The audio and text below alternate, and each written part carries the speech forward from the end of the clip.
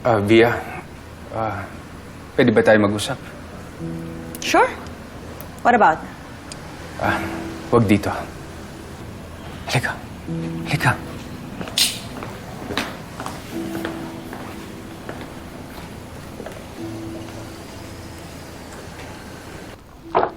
Ano pong pangalan mo? Bell po. Ma'am Bell. Bell na lang po. Alam mo, ang bait mo rin, ano? Para ka rin para ka rin daddy mo. Mabait din. Sige po. Punta mo na po ko sa room ko.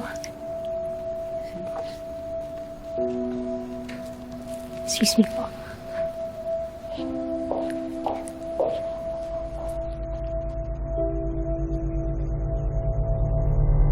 Ikaw talaga maluho. Ang dal-dal-dal-dal mo. Hindi ka na mahuli.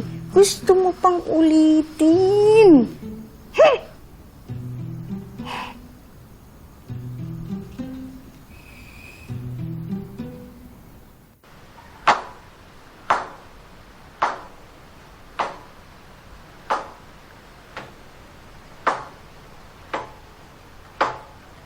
Madam, huwag na po kayong magalit sa amin ni Darius. Rosel, noon pa ako galit sa kapatid ko. Pero sa'yo, maniwala ka man o hindi, pinagmamalasakitan lang kita.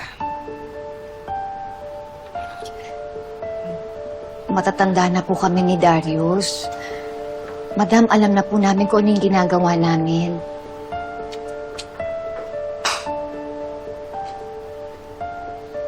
Hindi mo alam, Rosel. At hindi ka rin maniniwala na kabutihan mo lang ang iniisip ko. Sa dami ng lalaki, bakit si Darius pa? Madam, mabait naman po si Darius. Yung iba, sinasabi nila, "Uy, pagtulog yan. Mabait yan." Pero si Darius, kahit tulog, hindi. Naninipa yan. Hindi mo alam ang pagkatao ng kapatid ko. Pero kung hindi kita mapipigil, sige. Basta wag mo lang akong sisisihin sa huli na hindi kita winarningan. Sige na. Bumalik ka na sa cafe.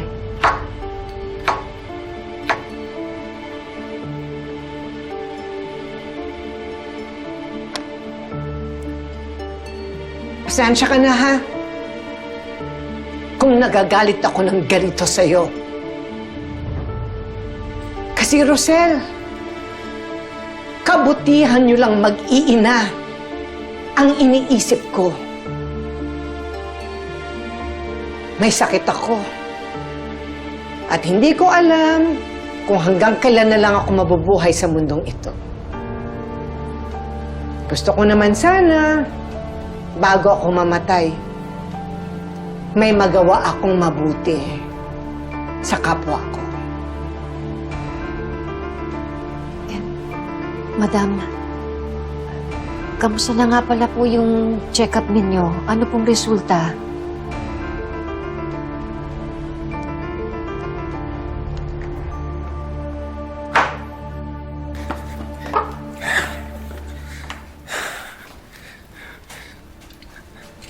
Anong ginagawa ng babae niyan dito? Ha?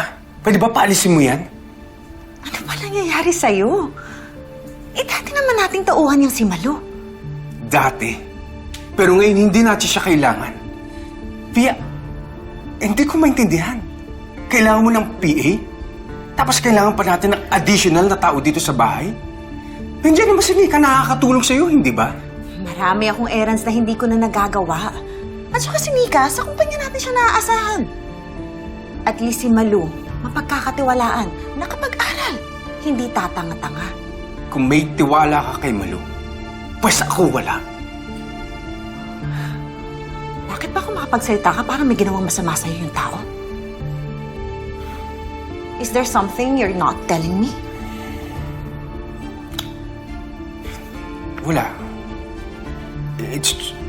Hindi lang ako komportable na nandito si Malu. Iba lang yung pakiramdam ko. Yun lang yun. Then you have to be fair. Kasi kung wala naman pala siyang ginawang masama, why can't I hire her?